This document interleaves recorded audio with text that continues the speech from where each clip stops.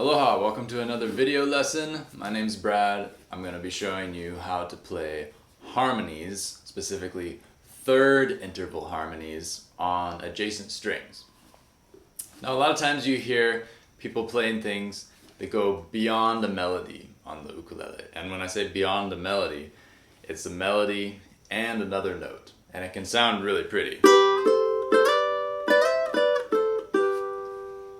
It's a great sound because you have two notes complementing each other instead of just the one note of a harmony. A lot of times thirds are the most commonly used interval, and I've been updating a page on the website, I'll link to it in the description below, about how to do this with some visuals of the different shapes, but I thought I would throw together a quick video to demonstrate them. So there's basically two shapes, and as long as you know the pattern that you use with these two shapes, you can play a harmonized major scale anywhere on the ukulele. We're going to be working on the two middle strings, so the C and E strings here. And the first shape that we're going to play is parallel. Alright, so if we're on the C and the E strings and we want to play a third shape, playing parallel, we would just play the open C string and the open E string. Alright, so that's the first shape. We can move it around and play it in different places just by using a parallel line across those two strings. So you'd be playing on the same fret on both strings for this shape. As you can hear, if I play just that shape, it's kind of dissonant. It doesn't really always work, which is why to create a more pleasing harmony sound, we'll use a second shape. And so on any string pair that we choose to do this on, string pairs being the two middle strings, the two bottommost strings, and the two topmost strings, we'll have two shapes that create these third sounds. So the second shape goes from being parallel to being one fret further up on the top string, or the string closer to the ceiling. So in this case, let's go onto the first fret of the E string and the second fret of the C string. And you would pinch those together. To pinch, just use your thumb and your index finger plucking at the same time on both the strings. Alright? So now we have shape 2. With this, if we go back and forth between this and the parallel first shape, you can play harmonies that sound more musically pleasing. So now we have shape 1 on the open strings and shape 2 starting on the first fret with your first finger. If we slide that up 2 frets, you get another shape 2 in a different place that continues the scale. Right? From there, you would move up to another parallel shape on the 5th fret. Alright? And to visualize it, it would look like this, just going straight across the strings. But from a practical standpoint, when you're playing it all together, coming from this number 2 shape, a lot of times you would want to play using your middle finger on the C string and your third finger on the E string. It makes shifting between the shapes easier. Right? So if we put it all together, now we have open C and E, shape 2 on the first fret, shape 2 on the 3rd fret, moving it up 2 frets, and then shape number 1 on the 5th fret. And to continue our pattern, we can just move this shape 1 up 2 more frets. So now we're on the 7th fret. Alright? After that, you would continue your way up using a shape 2, started from the 8th fret, and then up 2 more frets, shape 2,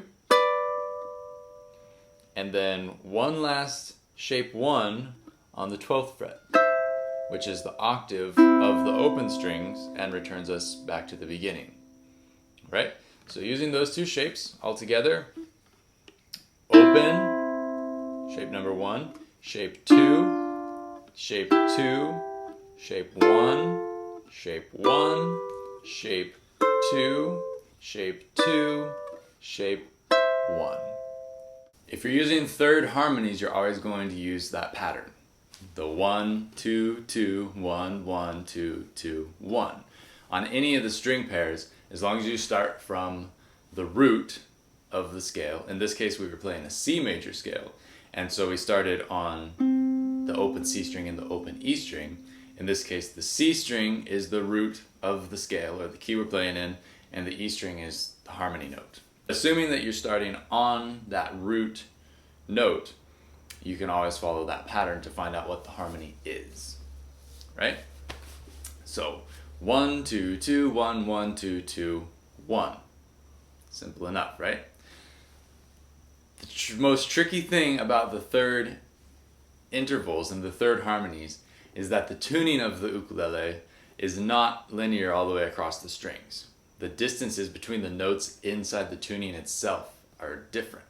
So between the G and the C strings is a perfect fourth. It's also a perfect fourth between the E and the A strings on the bottom. But if you go between the C and the E strings in the middle of the ukulele, the two middle strings, that's actually a major third interval. So it changes a little bit. And because of the change, the shapes are going to shift when you go to play third harmonies on the bottom strings or the top strings. The top pair of strings and the bottom pair of strings use the same interval shapes, which is good for us. But it's also confusing because they're different than the ones we just did on the two middle strings.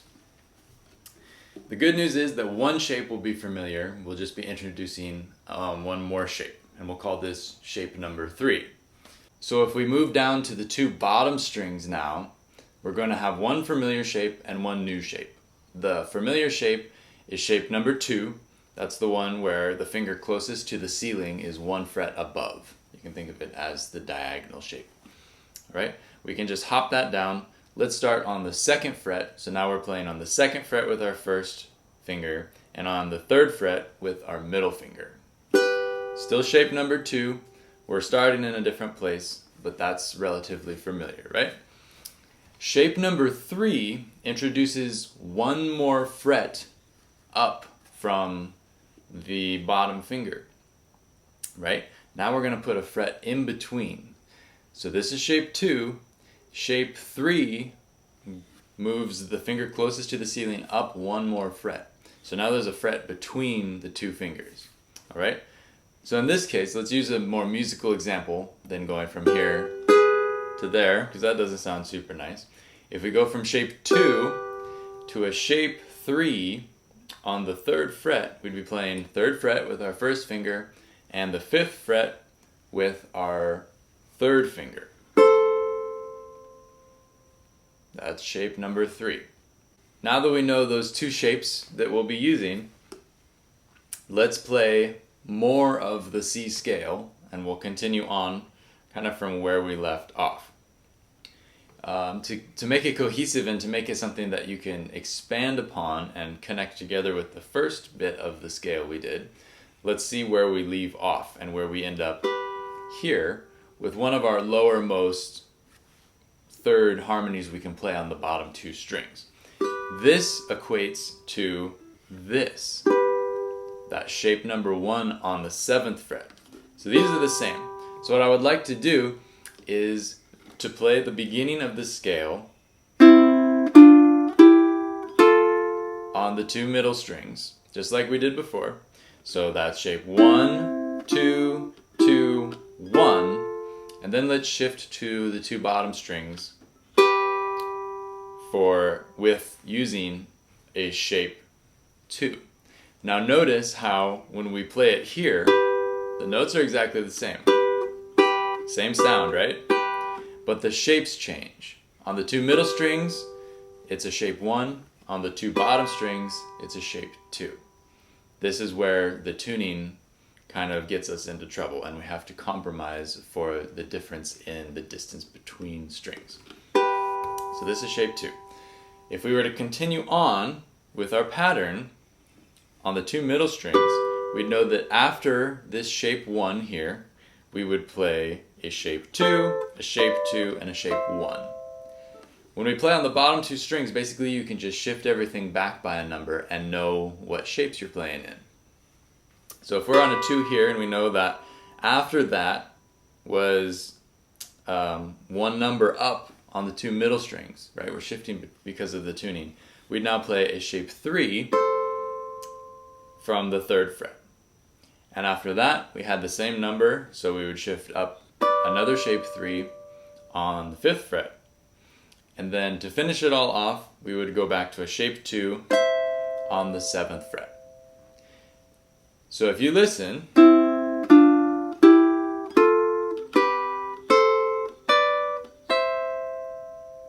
that is the same exact thing as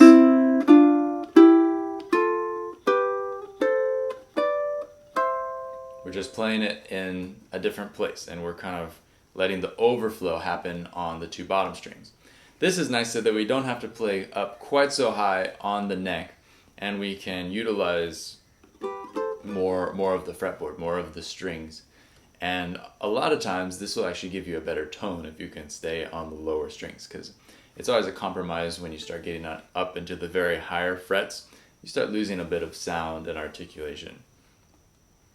All right, so this shape 2 here on the bottom two strings is the same as this shape 1 here on the 12th fret.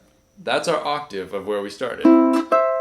So from the open strings, our octave of that harmony is the shape 2 on the 7th fret that we finish on the two bottom strings. So let's go backwards. So now we'll start with a shape 2 on the 7th fret, go down to a shape 3 on the 5th fret, shape 3 on the 3rd fret, shape 2 on the 2nd fret, and now we're going to shift down to shape 1 on the 5th fret, and then shape 2 on the 3rd fret, shape 2 on the 1st fret, and open on the two middle strings. That is a completely harmonized C major scale in thirds. Remember, if we follow the note closest to the ceiling of all those shapes that we play, I'm going to hold the shape, but just pick on the C string so you can hear what note is happening.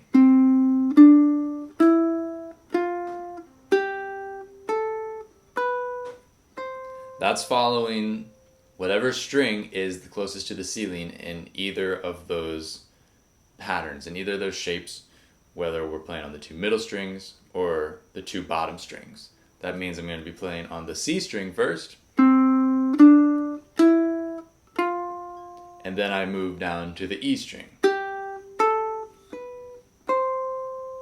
That's the basis of our scale. That's a C major scale. And then the harmony, if I pick on the E string and then switch down to the A string and find the half of the shape that's closest to the floor, I'll be playing the harmony to a C major scale. So again, I'll hold the shapes, but only pick on the E string and the A string.